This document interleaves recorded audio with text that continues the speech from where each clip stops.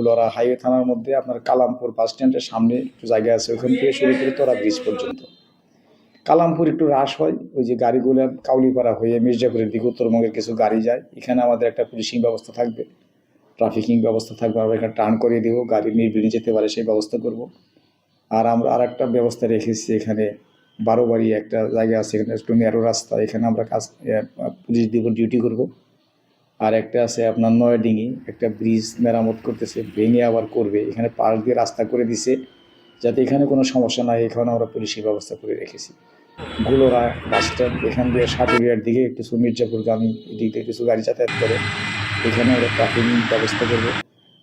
দুইটা মোবাইল আমাদের কাজ করবে এই ঈদ পারপাজে, যাতে রাস্তায় কোনো ঝামেলা টামেলা না হয়, নির্বিঘ্নে মানুষ যাতায়াত করতে পারে। একটা পার্টি থাকবে আমার কালামপুর থেকে গুলোরা পর্যন্ত, আর একটা পার্টি থাকবে গুলোরা থেকে তোরা ব্রিজ পর্যন্ত। ঈদ উপলক্ষে অবশ্যই যানবাহনের চাপটা বাড়বে। আশা করি আমাদের যে ব্যবস্থা আছে এবং আমাদের স্যারদের যে নির্দেশনা স্যাররা দিয়েছেন, তাতে আমাদের পর্যাপ্ত ফোর্সও দিয়েছেন। আমাদের ঈদ উপলক্ষে আমাদের অতিরিক্ত অফিসার ফোর্স দিয়েছেন, সেটা আমরা অলরেডি পেয়েছি। আমরা কাজ করব, আশা করি যে যাত্রী সাধারণের বা যাতায়াতে গাড়ি চলাচলে কোনো অসুবিধা হবে না।